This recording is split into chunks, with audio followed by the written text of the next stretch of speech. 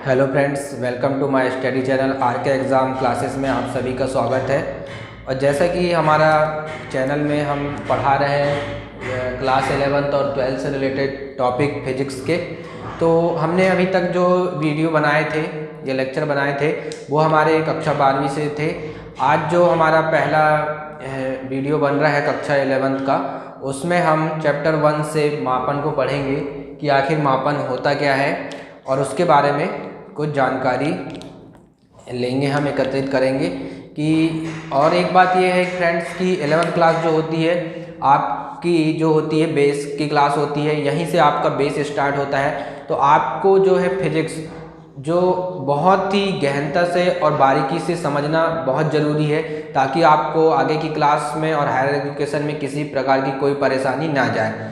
तो मेरा सभी स्टूडेंट से यही कहना है कि आप 11th क्लास में जितना ज़्यादा से ज़्यादा हो सके अपने बेस को अच्छे से तैयार कीजिए। हर एक टॉपिक को, हर एक चैप्टर को अच्छे से कवर कीजिए और उसको बहुत ही बारीकी से जांचिए और बारीकी से अपने अध्ययन में लाइए, ताकि आपको सारी जानकारी मिल सके और आप अपने लक्ष्य की ओर अच्छे से मार्गदर्शित हो सकें। तो मेरा वीडियो बनाने का यही उद्देश्य है कि आप सभी को अच्छे से अच्छी जानकारी दे सकूं।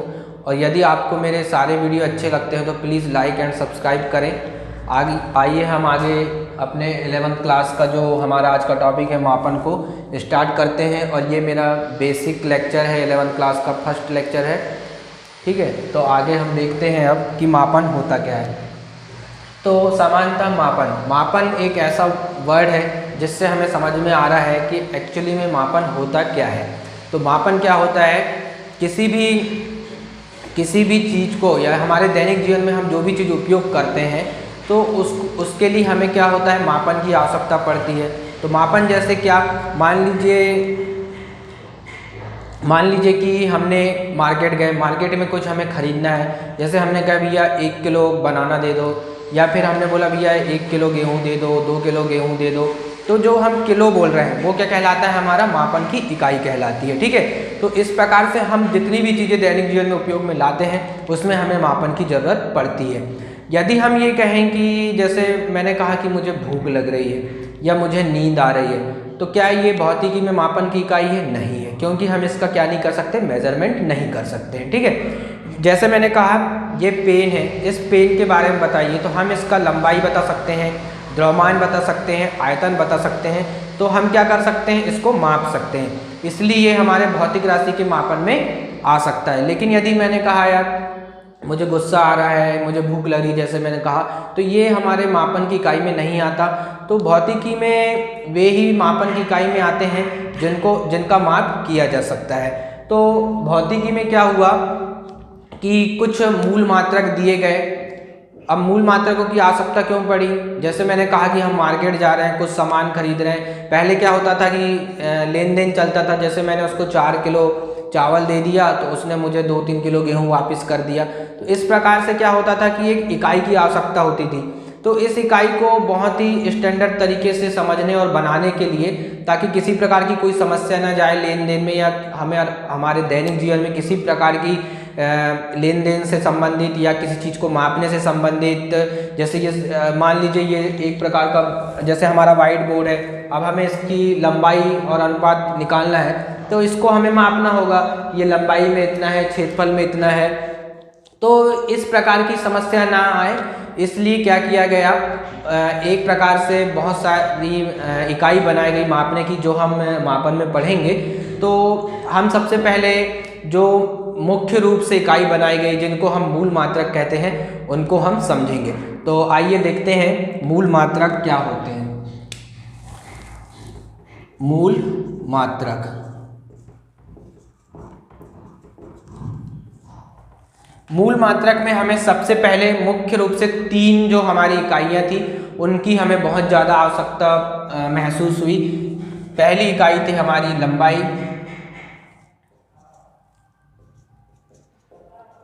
लंबाई, दूसरी थी हमारी द्रव्यमान,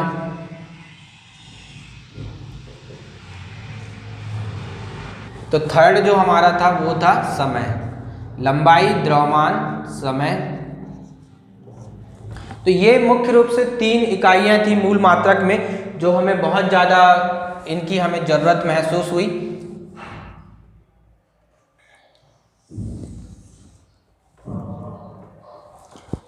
लंबाई, अब मान लीजिए मुझे इस पेन की लंबाई बताना है, तो मैं क्या करूँगा, इसे मीटर में नाप लूँगा, सेंटीमीटर में नाप सकता हूँ, ठीक है। तो कुछ प्रणाली बनाई गई इन इकाइयों को नापने के लिए। तो उन प्रणाली को हम पहले देख लेते हैं, प्रणाली होती क्या है, फिर उसके बाद जो भौतिकी में मुख्य रूप से 7 भौतिक राशियाँ, मूल राशियाँ दी गई हैं, उनको समझेंगे। तो पहले हम प्रणाली देख लेते हैं कि जिसमें हमें नापने के लिए, मापने के लिए कुछ प्रणाली दी गई थी। प्रणाली, पहली जो हमारी प्रणाली थी वो थी CGS। CGS क्या थी? CGS। CGS का मतलब होता था सेंटीमीटर ग्राम सेकंड। तो सेंटीमीटर, लंबाई को हम L से रिप्रेजेंट करेंगे, कैपिटल L, द्रव्यमान को कैपिटल M से, और समय को काय से, इनका जो प्रतीक होता है, चिन्ह होता है, उसको क्या, समय को काय से करेंगे? T से। तो ये क्या कहलाते हैं? इनके प्रतीक कहलाते हैं। लंबाई के लिए L, द्रव्यमान के लिए M, और समय के लिए क्या है? T है। तो CGS प्रणाली जो दी गई उसमें लंबाई L को काय से मापा गया? C, मतलब सेंटीमीटर से। इसके बाद द्रव्यमान के लिए क्या दिया गया? ग्राम दिया गया, और समय के लिए क्या दिया गया? सेकंड दिया गया। इसके बाद जो दूसरी प्रणाली आई वो थी हमारी FPS।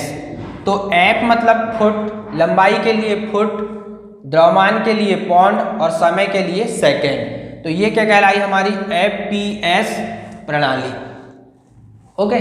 तीसरी जो हमारी प्रणाली थी वो आई हमारी MKS प्रणाली। MKS, ये जो प्रणाली थी, ये CGS प्रणाली को क्या किया गया था? इसमें डेवलप किया गया था। CGS प्रणाली को आगे स्टैंडर्ड रूप में डेवलप किया गया था। तो उन्होंने क्या किया? लंबाई के लिए पहले तो सेंटीमीटर से मापते थे, लेकिन फिर उन्होंने काय में मापा? मीटर में मापा। द्रव्यमान को काय में मापा? किलोग्राम में मापा। और समय को काय में मापा? सेकंड में मापा। इस प्रकार से हमारी ये 3 प्रणाली आई। अब इन तीनों प्रणालियों में तो वस्तुओं को मापने में उपयोग किए जाने लगा, लेकिन आगे चल के कुछ परेशानियां उत्पन्न हुई, ठीक है। जिन परेशानियों का निराकरण किया गया, तो उनका निराकरण हमारा जो है,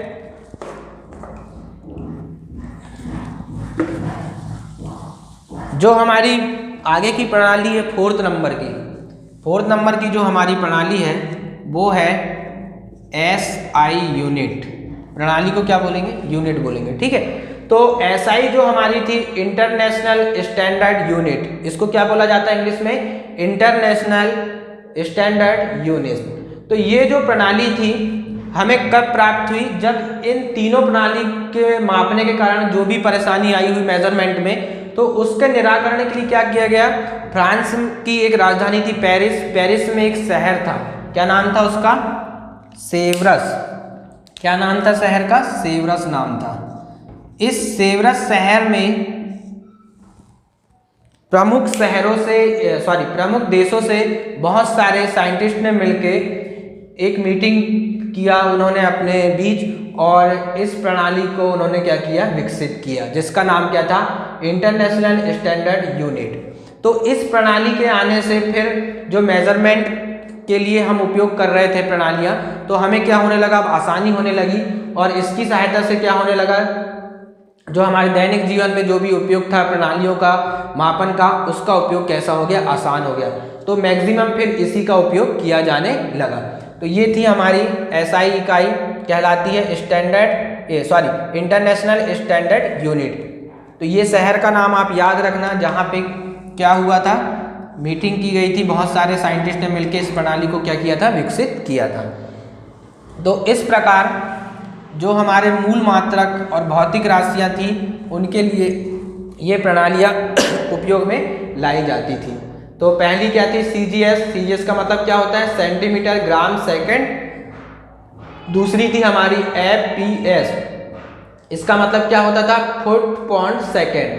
तीसरी प्रणाली जो CGS प्रणाली को डेवलप करके बनाया गया वो क्या कहलाया? MKS। मास मतलब द्रव्यमान के लिए, किलोग्राम, ग्राम का किलोग्राम कर दिया गया, और सेकंड का सेकंड। तो इस प्रकार ये 3 यूनिट प्रणाली बनाई गई। उसके बाद चौथी जो थी विकसित की गई, इसको बोला गया इंटरनेशनल स्टैंडर्ड यूनिट, और जिसका उपयोग हम आज तक कर रहे हैं किसी भी मेजरमेंट के लिए। तो हम पढ़ रहे थे मूल मात्रक, भौतिकी में उपयोग किए जाने वाले मूल मात्रक कौन कौन से हैं और कौन कौन सी राशियाँ उपयोग में की जाती हैं। ये क्वेश्चन इस चैप्टर से पूछा जाता है कि एमपी बोर्ड एग्जाम में 11th क्लास में पूछा जाता है बोर्ड एग्जाम में कि भौतिकी की 7 मूल राशियों को लिखिए, समझाइए तथा उसके साथ साथ पूरक राशियां भी समझाइए। ऐसा क्वेश्चन आता है, तो हम उसी को देख रहे हैं कि मापन की मूल भौतिक राशियां कौन कौन सी हैं। तो अभी हमने कितनी राशियां पढ़ी, ये 3 राशि हो गई, 1 2 3, लंबाई, द्रव्यमान, समय। जो हमारी 4th है वो क्या है, विद्युत धारा। विद्युत धारा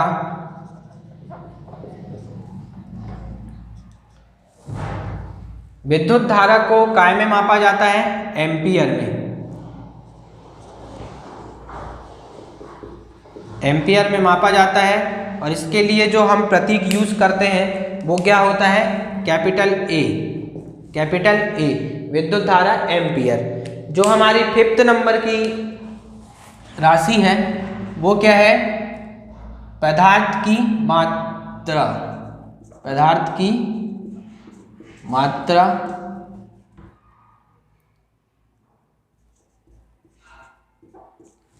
इसको जो प्रतीक है, इसका जो चिन्ह है वो क्या होता है, MOL। इसकी जो प्रणाली है वो क्या है, मोल। हिंदी में भी इसको क्या बोला जाता है, मोल ही बोला जाता है। जो हमारी 6 नंबर की राशि है उसका नाम है प्रकाश की तीव्रता। प्रकाश की तीव्रता। इसके लिए जो चिन्ह है वो क्या है, CD। CD, और इसको मापा जाता है कैंडला।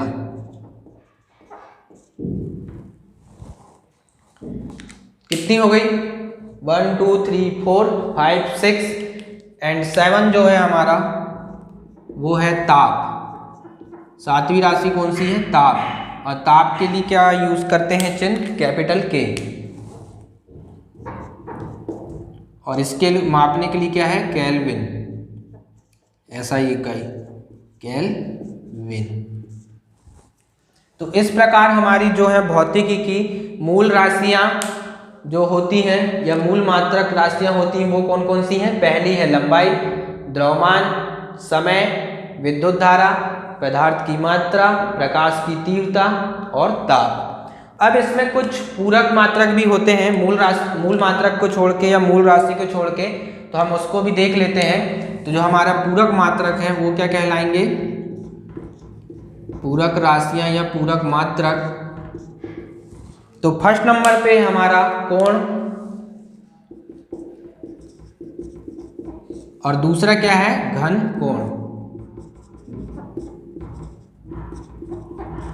कोण को काय में मापा जाता है, रेडियन में मापा जाता है, और घन कोण को स्टेरेडियन में।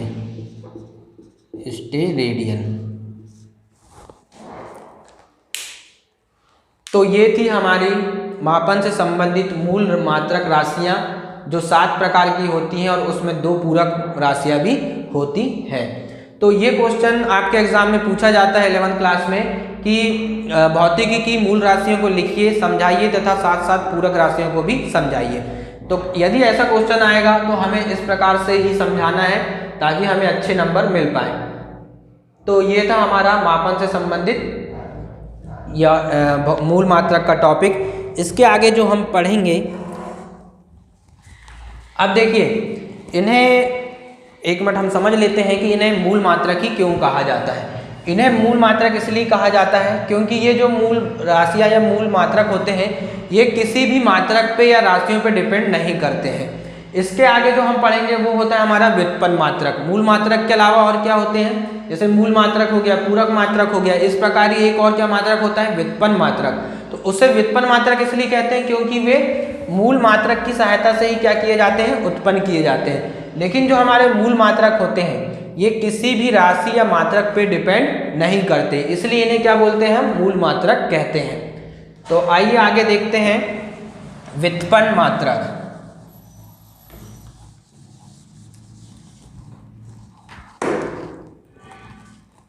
जो हमारी हेडिंग है वो क्या है, व्युत्पन्न मात्रक।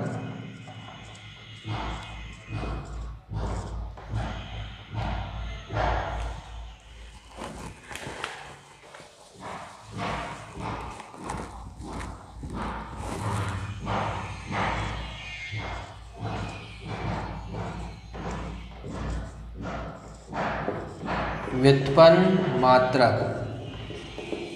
अब देखिए, व्युत्पन्न मात्रक इसे इसलिए कहा जाता है क्योंकि ये मूल मात्रक की सहायता से क्या होते हैं, उत्पन्न किए जाते हैं। तो मान लीजिए हमें जैसे वेग का हमें क्या निकालना है, मात्रक निकालना है। तो वेग बराबर क्या होता है, विस्थापन बटे समय। वेग बराबर क्या होता है, विस्थापन बटे समय। वेग की परिभाषा में आप लोगों ने पढ़ा ही होगा कि वेग बराबर क्या होता है, विस्थापन बटे समय।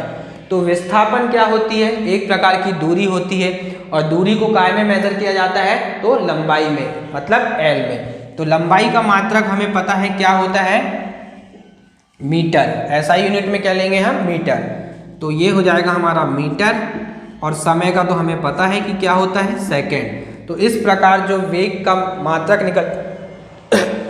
निकल के आएगा वो क्या होगा, मीटर प्रति सेकेंड। अब इसे स्टैंडर्ड फॉर्म में आजकल ऐसे भी लिखा जा सकता है कि मीटर सेकेंड इनवर्स।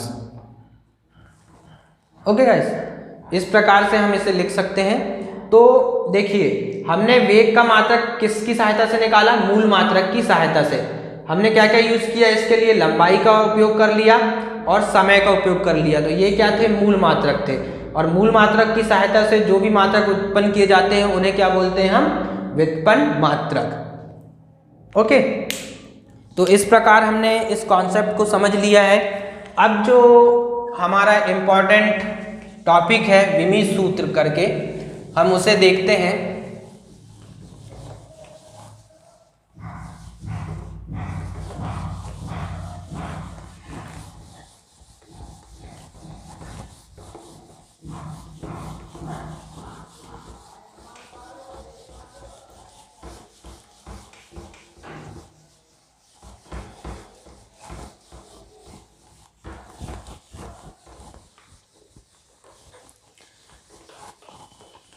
एक बात और मेरा सभी 11th वाले स्टूडेंट से यही कहना है कि आप जैसे 11th में आ रहे हैं, मान लीजिए जैसे बायो वाले स्टूडेंट्स हैं, तो उनकी जो कैलकुलेशन प्रॉब्लम होगी वो बहुत ज़्यादा रहती है। किसी भी न्यूमेरिकल को सॉल्व करने के लिए, या फिर जैसे अभी हम विमी सूत्र पढ़ेंगे तो उसमें उनको थोड़ी सी प्रॉब्लम जाती है, क्योंकि मैथ्स के जो कैलकुलेशन है वो उनका स्ट्रॉन्ग नहीं होता है।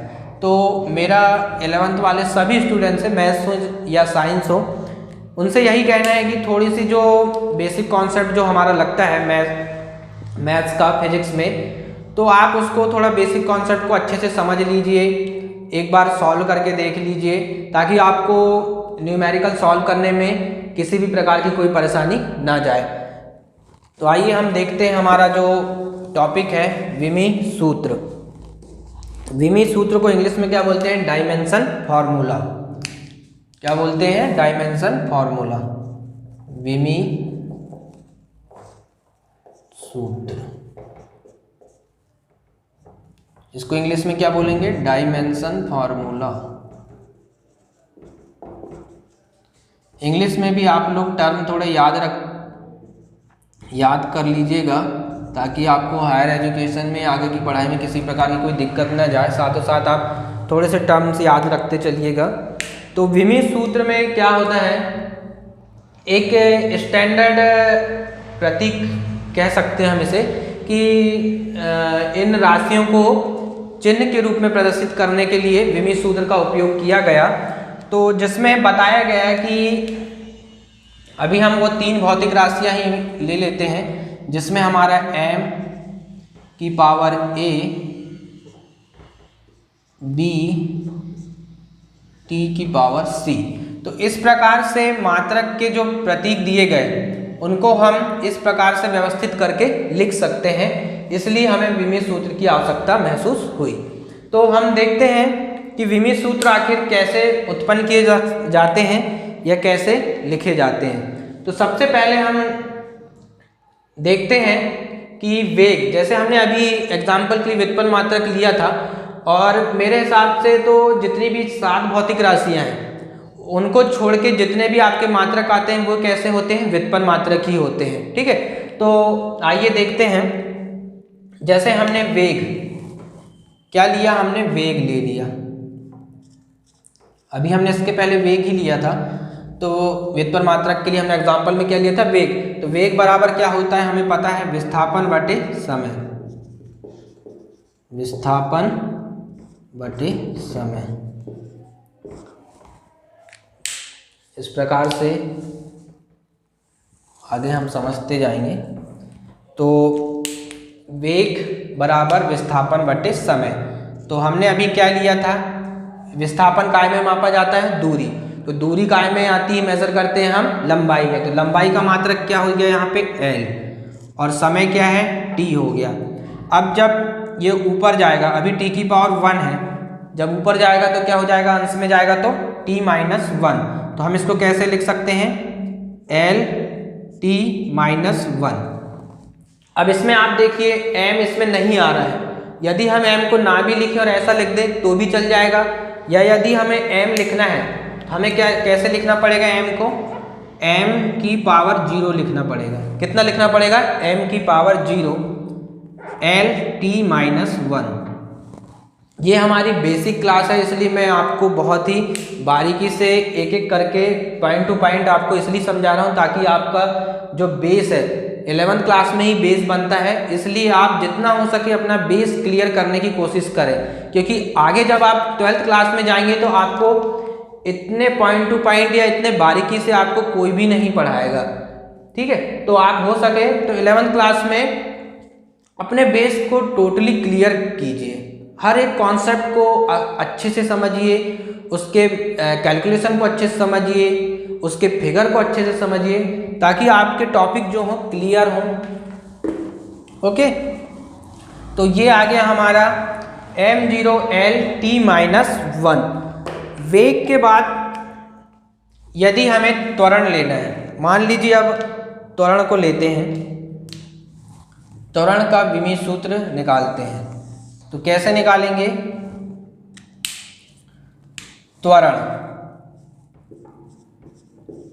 त्वरण का फॉर्मूला या सूत्र क्या होता है, वेग बटे समय, वेग बटे समय। वेग का जो विमीय सूत्र था कितना आया था, देखिए यहाँ पे एल टी माइनस 1 कितना आया था, एल टी माइनस 1। समय का कितना होता है, टी होता है। जब ये हर की संख्या अंश में जाएगी तो ये कैसा हो जाएगा, अभी टी की पावर कितना है, 1 है, ऊपर जाएगा अंश में तो कितना हो जाएगा, टी की पावर माइनस 1। तो ये हो गया एल टी माइनस 1, ऊपर जाके ये हर क्या हो गया, टी माइनस 1।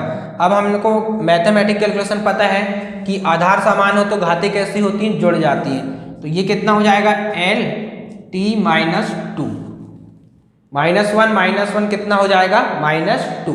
तो हमारा त्वरण का जो विमीय सूत्र आया है वो कितना आया, एल टी माइनस 2।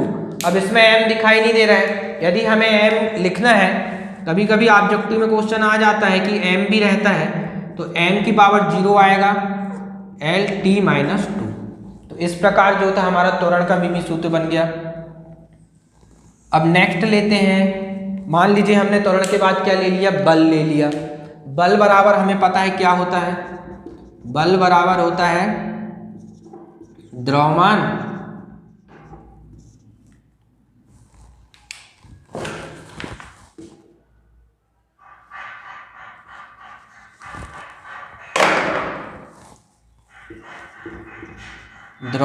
गुणित त्वरण, यही होता है बल का formula, F equal to ma। तो बल बराबर द्रव्यमान गुणित त्वरण।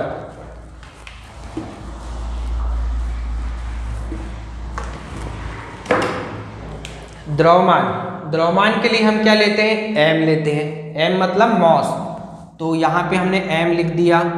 त्वरण का हमें विमीय सूत्र पता है, क्या आया था, एल टी माइनस टू। तो ये हो गया हमारा एल टी माइनस टू। यदि हम इसे पूरा मिला के लिखेंगे तो क्या हो जाएगा ये, अब यहाँ पे m तो है तो m0 लिखने की जरूरत नहीं है, m की पावर 1 मतलब m ही। तो ये m l t minus two, इस प्रकार इसका विमीय सूत्र व्युत्पन्न कर लिए हमने। यदि बल के बाद आपको कहे कार्य का विमीय सूत्र निकालिए, तो कार्य का कैसे निकालेंगे आप, कार्य बराबर क्या होता है, बल गुणित विस्थापन, बल गुणित विस्थापन। बल का विमीय सूत्र हमने निकाल चुके हैं, तो पुट कर देते हैं वैल्यू। बल का क्या हो जाएगा, m l t minus two and विस्थापन का क्या होता है, l दूरी होती है विस्थापन, तो l रख दी हमने। अब मिला के लिख देते हैं, क्या हो जाएगा, m l1 और एक l मिलके क्या हो जाएगा, l की पावर 2 गुणा होगा तो l की पावर 2 और ये t माइनस टू। तो इस प्रकार कार्य का विमीय सूत्र क्या बन गया, ml2 t माइनस टू। अब देखिए ये तो हमारा बेसिक मेथड कि हमें विमीय सूत्र कैसे निकालना है, ठीक है। लेकिन यदि एग्जाम में आपसे पूछ लिया कि कार्य का विमीय सूत्र क्या होता है, अब ऑब्जेक्टिव में पूछ लिया, आपको अब बताना है कि कार्य का विमीय सूत्र क्या होता है, तो आप क्या करेंगे, देखेंगे बल गुणित विस्थापन होता है, फिर बल का लिखेंगे, इस प्रकार से आप उसे करेंगे। अब मान लो हमें बल का ही नहीं पता, तो फिर बल का निकालेंगे द्रव्यमान गुणित त्वरण करके। अब हमें मान लीजिए त्वरण का नहीं पता, त्वरण का निकालेंगे। त्वरण के साथ साथ हमें वेग का नहीं पता, तो हम स्टार्टिंग से फिर वेग का निकालेंगे। तो इतनी मेथड करने में हमारा टाइम पूरा चले जाएगा, बहुत ज़्यादा टाइम वेस्ट हो जाएगा। इसलिए कम से कम आप 20 से 25 जो इम्पोर्टेंट टाइप के आपकी बुक में फर्स्ट में एक चार्ट में दिया होगा 11th की बुक में, तो आप कम से कम 25-30 विमीय सूत्र याद कर लीजिए, उन्हें अच्छे से लर्न कर लीजिए, ताकि आप डायरेक्टली बता सकें। जैसे कार्य का विमीय सूत्र पूछ लिया आपसे, तो आप क्या बोल सकते हैं, ml2 t माइनस टू। बल का पूछ लिया, mlt minus two. Okay guys, तो इस प्रकार आप क्या कीजिए, इनको थोड़ा लर्न कर लीजिए, क्योंकि ये आपके जो विमीय सूत्र हैं ये आपको ये समझ लीजिए कि हायर एजुकेशन तक काम आएंगे, आगे भी काम आएंगे। लेकिन आपको जैसे 12th होगी, 12th के बाद आप जब IIT JEE नीट एग्जाम की तैयारी करेंगे, तो उसमें भी आपको ये विमीय सूत्र काम आने ही वाले हैं। तो आज से ही आप इन्हें याद करना स्टार्ट कर दीजिए, 5-5 करके आप याद कीजिए, आसानी से याद हो जाएंगे। और जैसे जैसे आप फार्मूला याद करते जाएंगे, मात्रक भी उनके साथ साथ याद करते जाएंगे, तो विमीय सूत्र भी आसानी से याद होते जाएंगे, ठीक है। तो आप क्या कीजिए, इनको 25 से 30 जो इम्पॉर्टेंट है और जो हमें बार बार उपयोग में आने वाले हैं, उनको आप लर्न कर लीजिए। तो गाइज ये तो थी हमारी आज की बेसिक क्लास 11th क्लास के लिए। फिजिक्स से संबंधित हमने टॉपिक पढ़ा है, इसमें मापन। आगे हम सेशन में इसे कंटिन्यू करेंगे। तो यदि आपको मेरा वीडियो अच्छा लगा हो तो प्लीज़ लाइक एंड सब्सक्राइब करें। Thank you.